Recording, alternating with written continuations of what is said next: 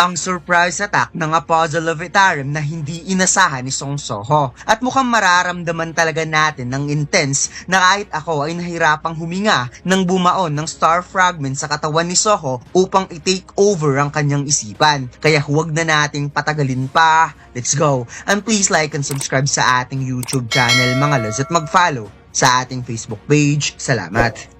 Nagsimula ang chapter na ito kung saan tumagos ang kamao ni Soho sa katawan ni Lee Min-sung at sa sobrang lakas ng suntok ng ating bida, wasak pati ang napakalaking bato na nasa likod. Napasukan ng dugo si Lee Min-sung at habang punong-puno ng dugo ang kamao ni Soho, unti-unti namang nag-crack ang kapangyarihan na bumalot sa katawan ni Lee Min-sung, ngunit napansin niyang hindi niya na maitikom at maigalaw ang kanyang bibig. Naparealize si Lee Min-sung kung gaano kasama ang inabot niya to the point na nagkaroon ng butas ang kanyang katawan at nadagdagan pa sa panga niya na totally destroyed at ngayon hindi man lang niya masabi ang huling salita bago siya pumanaw.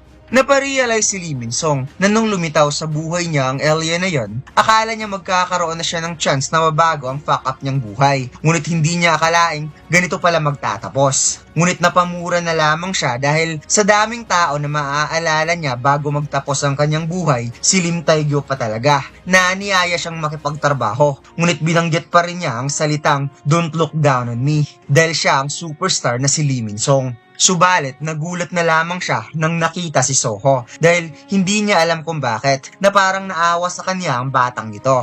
Bumaba ang kamay ni Lee Min-sung at tuluyan nang nagtapos ang kanyang buhay. Furthermore, nag-notify ang system sa pag-obtain ni Soho ng XP, level up at sa pag-complete sa quest na tatalunin si Lee Min-sung na siyang pinoposes ng Itarim sa puzzle upang ma-obtain ang mga alaala nito. Nakahiga na si Lee Min-sung at dito natin makikita kung gaano kalakas ang suntok ni Song Soho na kaya niya talagang makapag one-hit delete ng isang malakas na kalaban.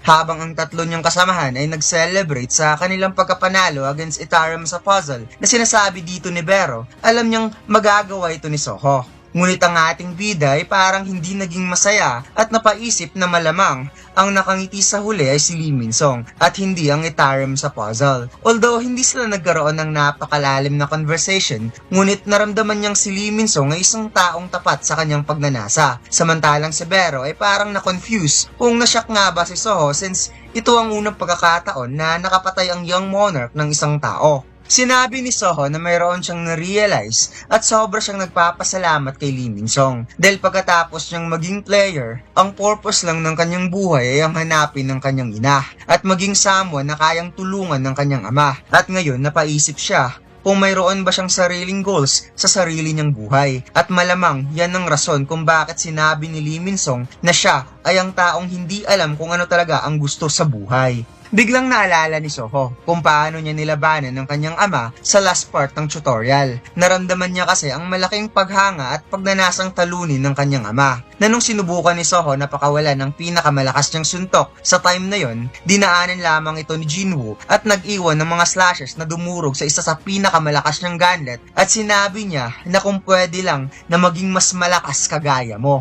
Napaduko si Soho dahil alam niyang sa panahon na yon gusto niyang manalo kaya siya desperado. At habang siya ay napatingala sa kalangitan, sinabi niya na mula sa puntong yon hanggang ngayon, ang kanyang ama ay napakalayo na at sobrang laki. Isang tao na hindi niya na ma-imagine kung paano niya malalapitan. At mukhang may gusto siyang sabihin sa tatlo niyang kasamahan. Hinarap ni Soho ang tatlo at sinabing masarap magkaroon ng inspiration, diba? At habang tinuturo niya ang kalangitan, sinabi niya na habang siya ay lumalakas, gusto niyang mas maging malakas pa at maging pinakamalakas sa lahat. Lalampasan niya ang Apostle of Itarim at lalampasan niya ang mga monarchs kahit ama niya pa. At yan ang gusto niyang mangyari sa kanyang buhay.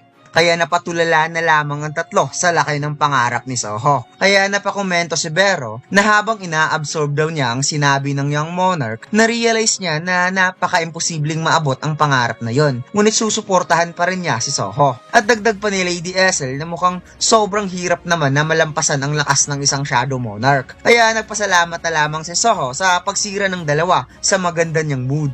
Napaisip ang ating bida na natural lang naman na mag-isip sila ng ganon since napaka-imposibleng malampasan ng kanyang ama. Kaya titingnan niya muna ang mga rewards at bigla niyang napansin na nakatanggap pala siya ng isang advancement quest at tinatanong siya ngayon ng system kung tatanggapin niya ba ito.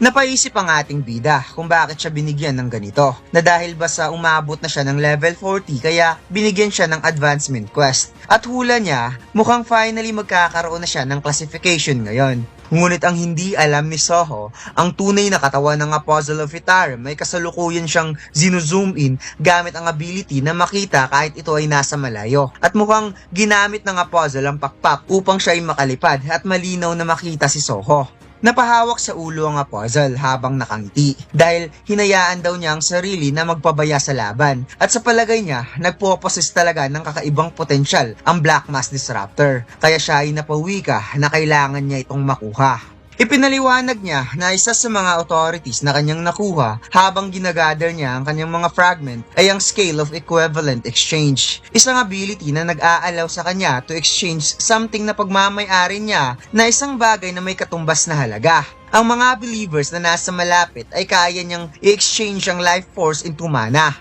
Napacharge up ang Apostle na parang mayroon siyang binabalak gamit ang life force na naabsorb niya at sinabing dapat ganito na makikitang gumawa ng hand posture ang Apostle of Itarim na para bang gagawa siya ng arrow shots gamit ang star fragment. At nakita natin ang hand positioning na ito mga lads kay Hunter Choi Jong-in at mukhang ginaya nga niya ang ginawa ni Hunter Choi sa Incheon International Airport.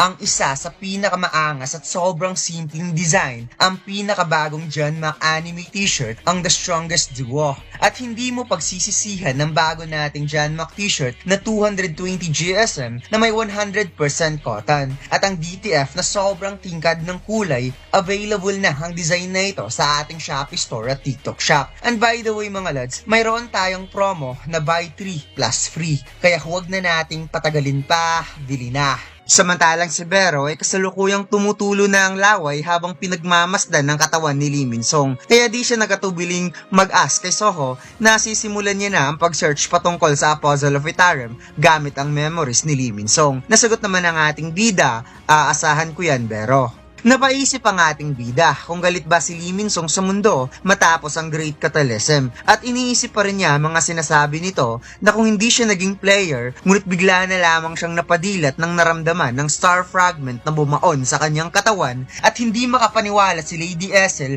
Gray at Vero nang tumasik ang dugo ni Soho habang ang ating bida ay pinagpapawisan sa kakaisip kung saan nanggagaling ang atake. Nasa malayo ang Apostle, kahit ito ay nasa himpapawid mahihirapan pa rin si Soho na makita ang Apostle kung wala siyang zoom-in ability. Kaya napangiti na lamang ang Apostle of Itarim nang biglang nag-activate ang Star Fragment sa katawan ni Soho. At habang pinoprocess ng Star Fragment ang pag-take over control, lumabas ang napakaraming shadow at napasigaw ang ating bida dahil mayroong something na gustong pumasok sa kanyang isipan. Samantalang kaagad namang nag-activate ang passive effect ng longevity upang i-immune ng status anomaly since lahat ng disease, poisons, and status effect ay kayang tanggalin ng longevity dahil nagtataglay ito ng explosive generative abilities. Kaya kaagad sinimulan ang countdown from 3, 2, 1 ngunit sinabi ng system na nabigo silang paalisin ang anomalyang status kaya ang longevity ay kasalukuyang inaanalisa ang status anomaly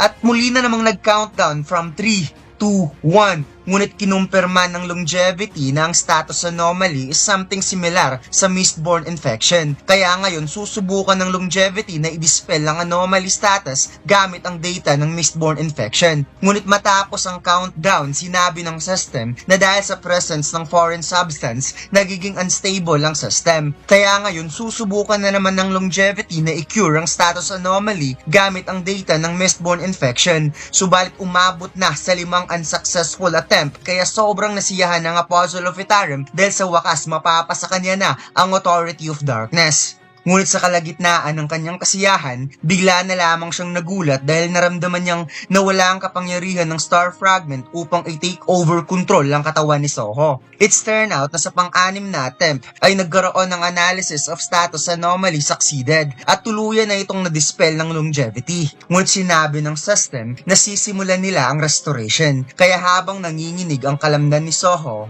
naramdaman niya sa kalagitnaan ay bigla na lamang tumigil ang transformation into believer. power at safety na-activate ng longevity ang passive effect. Kaya ngayon, kailangan niyang gamitin ng shadow upang takpan ng sugat. Ngunit bigla na lamang siyang nakaramdam ng pagkahilo na parabang unti-unting naglalaho ang kanyang paningin at nang nakita niya ang kanyang health points na kahit nagtagumpay ang longevity, patuloy pa rin bumababa ang HP niya na umabot ito sa 72 points hanggang sa naging 40 points at nang umabot ito sa 8 points nakapag-decide ang ating bida na wala na siyang ibang solusyon kundi i-accept ang advancement quest. Biglang lumitaw ang Shadow Gate at sinabi ng system ang tanging player lang ang pwedeng pumasok upang magiging smooth ang transition ni Soho. At ang teammates ng ating bida, which is ang mga Monarch Descendant, ay aalisin muna sa Shadow Dungeon.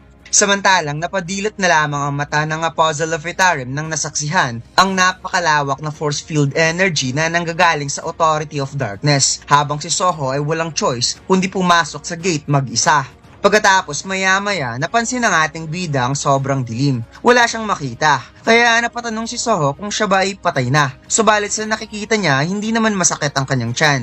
Biglang nagkaroon ng kulay asul na apoy ang torch, kaya unti-unting ipinapakita si Soho. Ngunit bigla na lamang nagulat ang ating bida dahil nakita niya ang isang napaka-familiar na lugar, ang lugar kung saan siya nagkaroon ng tutorial. At dito lang nagtatapos ang ating kwento mga lods. So huwag mo sana kalimutan mag-like, comment at mag-subscribe sa ating YouTube channel at mag-follow sa ating Facebook page. Salamat!